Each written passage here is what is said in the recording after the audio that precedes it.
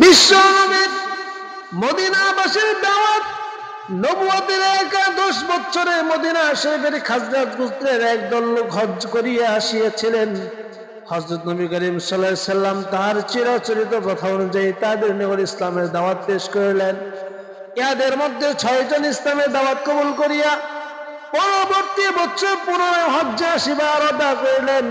তার হজ্জের শেষে মদিনা শরীফে পৌঁছিয়া হযরত নবী করিম সাল্লাল্লাহু আলাইহি সাল্লামের প্রচারিত নতুন দিন ধর্ম ইসলাম সম্পর্কে বিস্তারিত আলোচনা করিলেন। এইভাবে মদিনার অলিতে গলিতে ঘুরে ঘুরে ইসলামের সৌরভ ছড়াইয়া পড়িল। পরবর্তী বছরের পূর্বে ইসলাম কবুলকারী 6 জনের সহিত হজ্জে আসিয়া আরো 6 জন ইসলাম গ্রহণ করিলেন।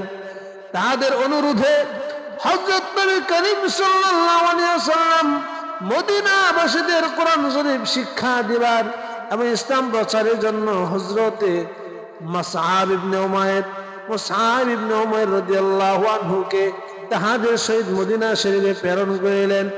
হযরত মুসআব রাদিয়াল্লাহু আনহু তাহাদিগকে কোরআন শরীফ শিক্ষা দান এবং ইসলাম প্রচারের ফলে মদিনার অধিকাংশ অঞ্চল সরদার ইসলাম শোষিত ছায়াতে আশ্রয় গ্রহণ করিলেন। নবুয়তের 13 বছরে আনসারদের 70 জন সম্মানিত সরদার ইসলাম কবুল করলেন এবং হজ্জের সময় আসিয়া হযরত নবী করিম সাল্লাল্লাহু আলাইহি সাল্লামের নিকট আরজ করিলেন, যদি আপনি মদিনায় হিজরত করেন তাহলে আমরা আমাদের জানমাল দিয়া যথাসাধ্য আপনার খেদমত করিব, আপনার হেফাজতের জন্য কোনো প্রকার ত্রুটি করিব না। যারা আপনার সহিত মদিনায় যুদ্ধ করিতে আসিবে আমরাও তাদের সহিত যুদ্ধ করিতে মোটেও দ্বিধাবোধ করব না। এই ছিল নবীজির মদিনাবাসীদের দাওয়াত।